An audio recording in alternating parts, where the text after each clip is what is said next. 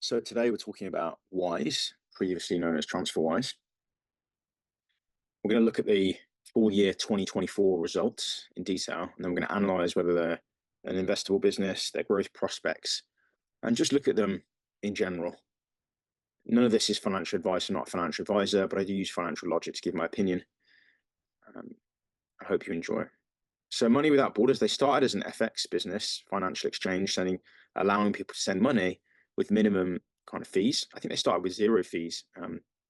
They do charge fees, but they're less than banks, as we'll see. So it's a large addressable market. They're a tech business. Really, they're a fintech business.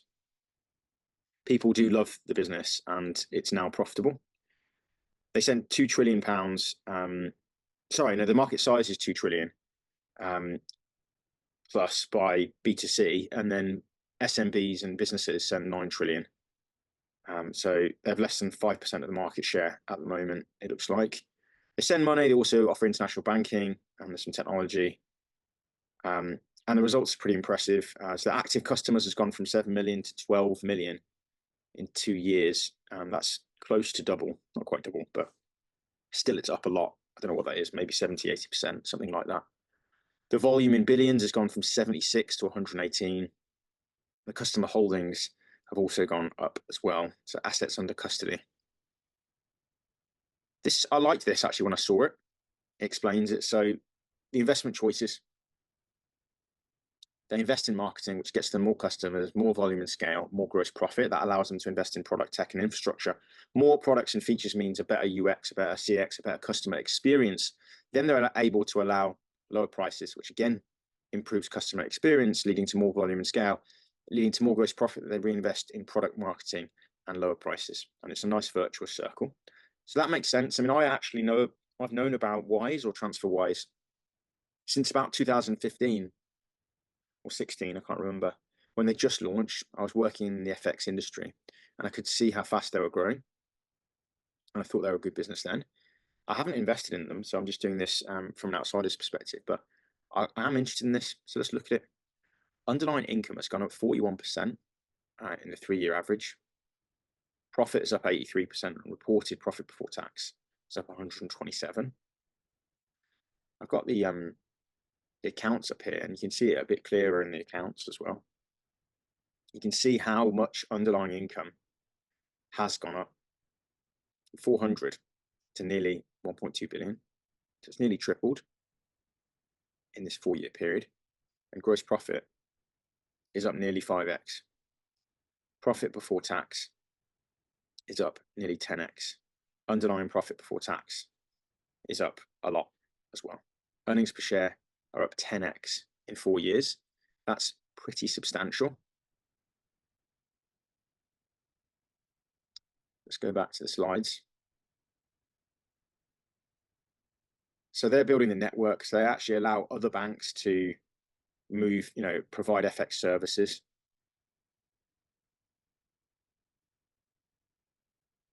So the technology platform of choice, it looks like. So they're using Swift, but they're becoming the kind of payment platform of choice for people, which is interesting. That obviously gets them, a lot more volume.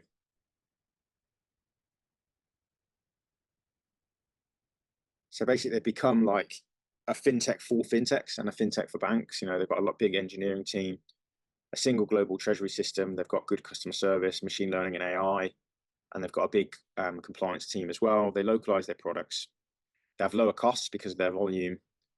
They have 24/7 customer service, and they've got this compliance stuff, and they have below average fraud because of the hundreds and hundreds of staff they have in that department. So they have faster payments, as you can see, way faster than banks, and they're cheaper than banks as well. Bank beating rates is something they used to say many years ago. I don't know if they still use that. So they offer a digital account, a card, and a platform. I guess the platform is more for the businesses.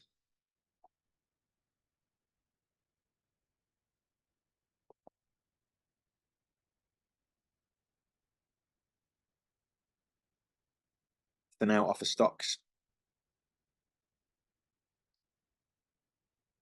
and they're offering bigger size offerings to different markets, so they're expanding their capabilities.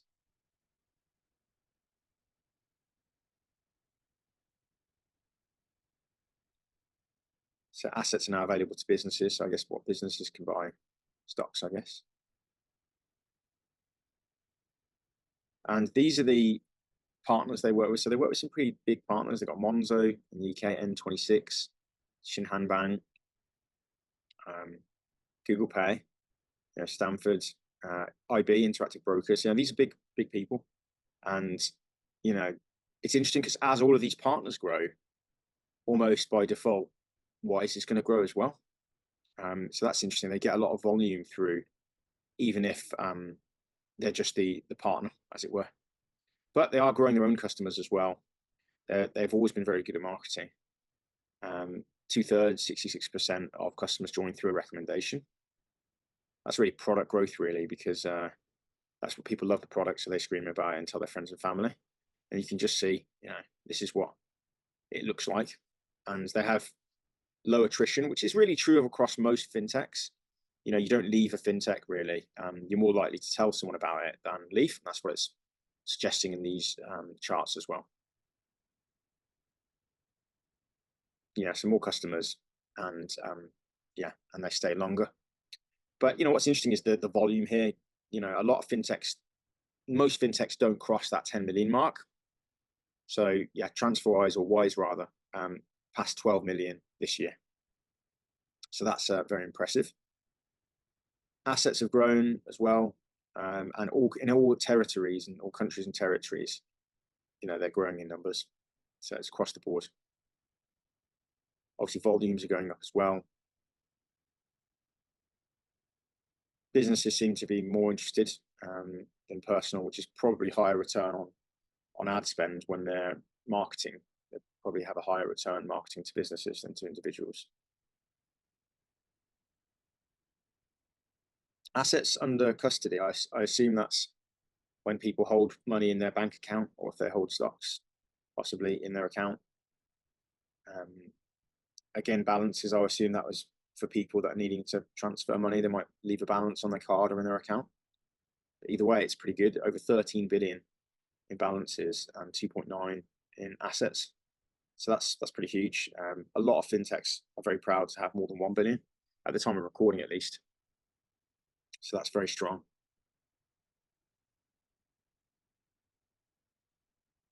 They're saying it's expensive for banks. They're obviously the cheaper option.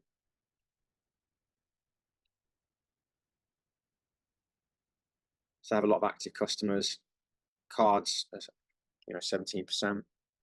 From my time working at NatWest, cards are a loss leader in many cases, but in international transfers and international spending, you can take fees. But a traditional debit card, even credit cards, banks don't really make money on, typically.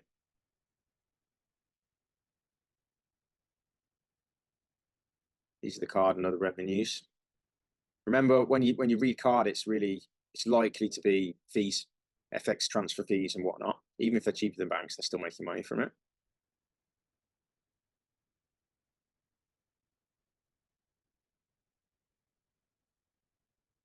What this means is that businesses brought more money than people that just use cards. Transfer only customers are card users, just transferring.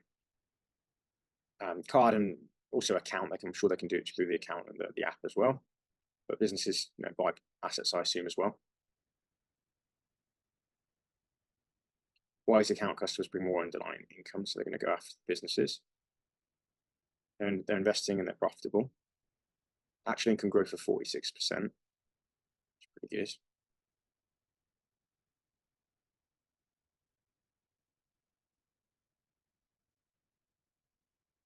So I think it's heading in the right direction, to be honest. 30% increase in active customers, which means they're doubling every 2.5 years. So they may even get to something like 25 million active customers 2 to 3 years from now. And likewise with volume, that's likely to double in 2.5 years. Customer balances will double at this rate in just over a year and 3 months, something like that.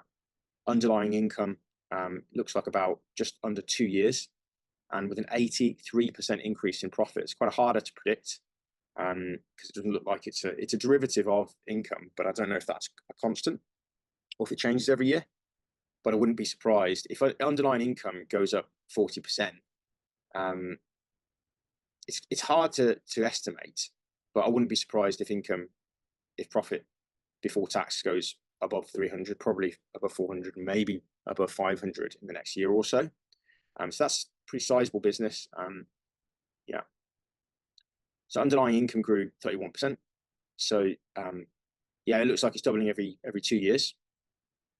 2022 was 550, sorry, and then 1,170 2 years later. So it's doubling every 2 years, something like that. So that's very good.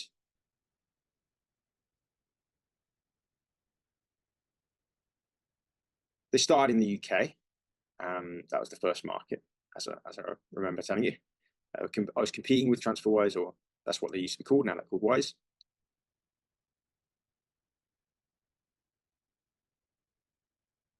Cost of sales is going up marginally, 2% increase.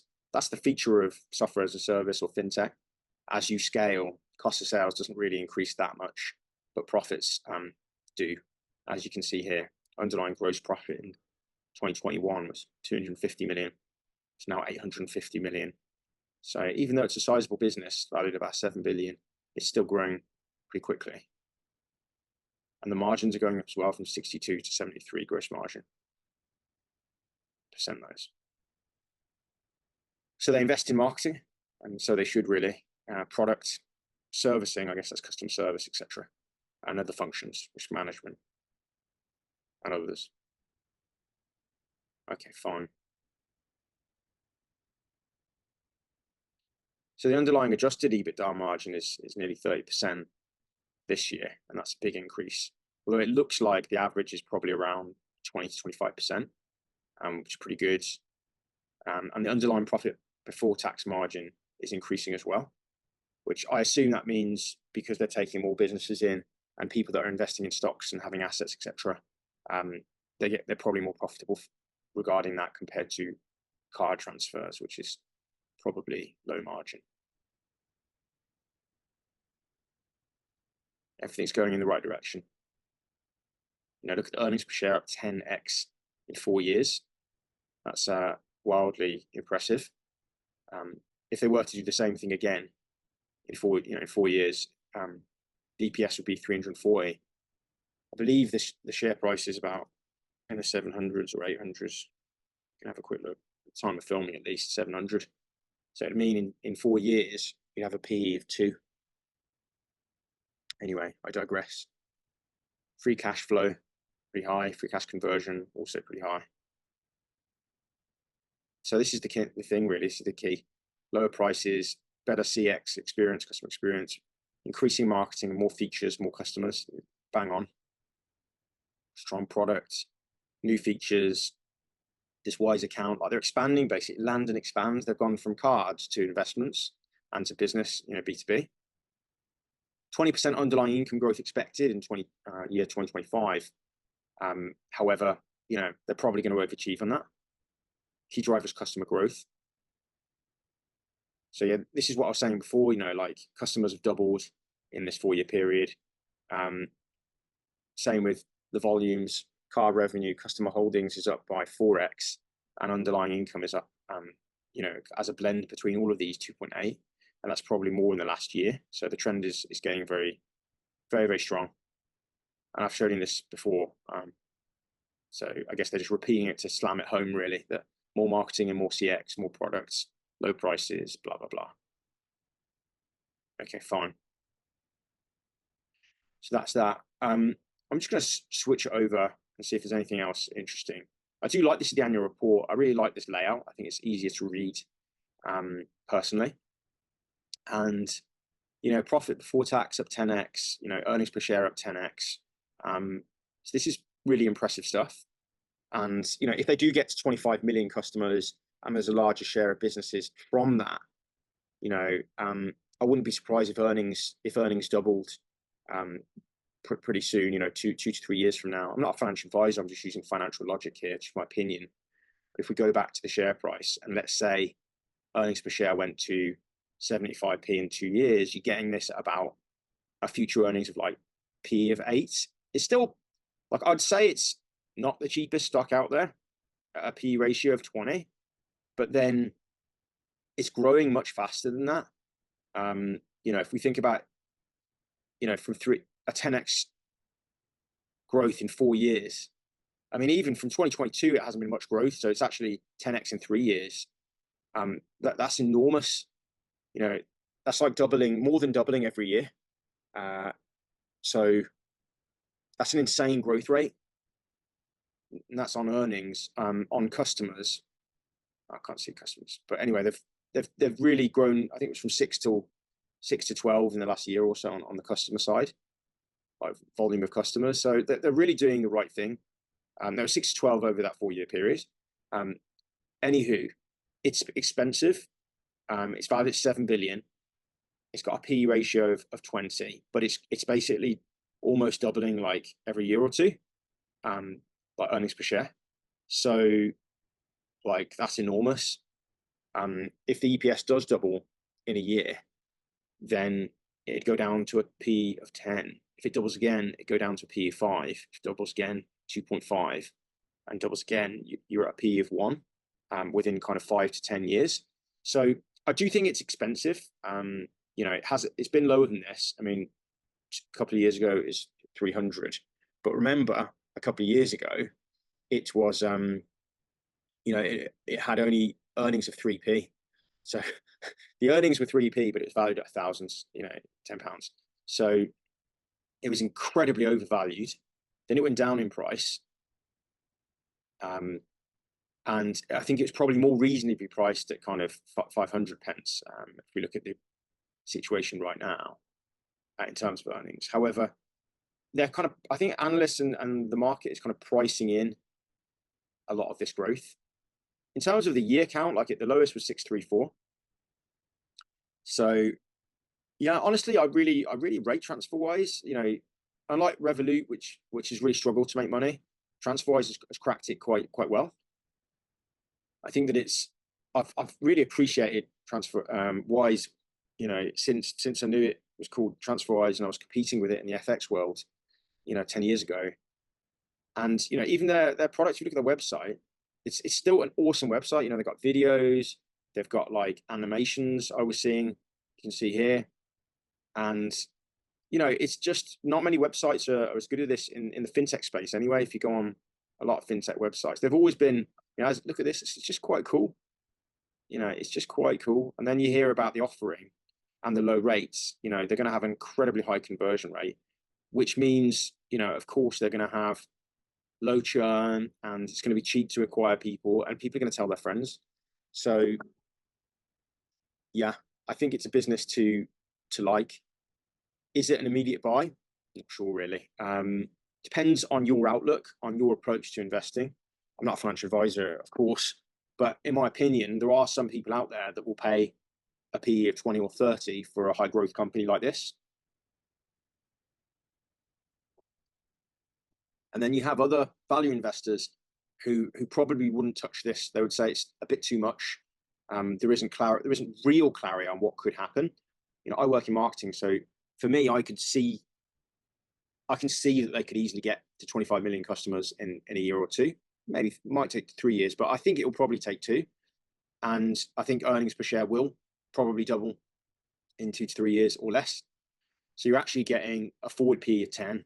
But also you have to, I suppose the risk with this kind of thing is, you have to be willing to take a haircut in the valuation. If you buy it now and it does go down, then you have to be willing to take maybe a 50% reduction in your investment.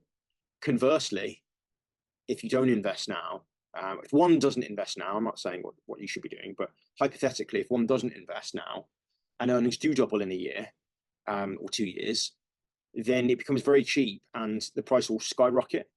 It could easily double from here. So if you think about it, in asymmetric risk return or risk reward ratio, I think it's far more likely to double in the next 2 to 3 years through the earnings going through the roof than it is to drop by 50%. Having said that, no one controls the market. and financial logic is often not used. Fear and greed are the main kind of catalysts, both up and down, for share prices. And even Monish Pobrai, one of the most successful investors of all time, says things like, old too soon, wise too late. Whenever he buys a stock, it always goes down for the first year, and that often happens to me as well. Doesn't always, but I likewise, it sits in an interesting space. Fintech, I like fintech. Most fintechs are privately held, and sometimes you can invest in them through angel investments, which I've done. I've invested in Moneybox, in Chip, in Plum, in Wirex, and a few fintechs and a few more. And this is publicly listed and has 12 million customers and partners with really interesting companies. So I really think it is a company to watch. They're going to release some earnings, I think, later on this month. I think one of the first quarter of their next financial year. So I'll analyze that and we'll see where they're at. I hope you've enjoyed this video. Remember that knowledge is power, and progress, especially the right kind of knowledge, and progress is everything. If you have any thoughts, comments, queries, ideas, just pop them in the comments, and hope you've enjoyed this video. If you know anyone that wants to learn more about investing, angel investing, I'm not a financial advisor, but I have been doing this for a number of years as a hobby and as something to kind of, I suppose, get on in life. One of the ways to, one of the easiest ways to get on in life is to think about investing. So I hope you've enjoyed this video, and obviously to start investing. I hope you've enjoyed this video. Make sure to subscribe, and I'll see you in the next upcoming video, which should be popping up around your screen now. Take care.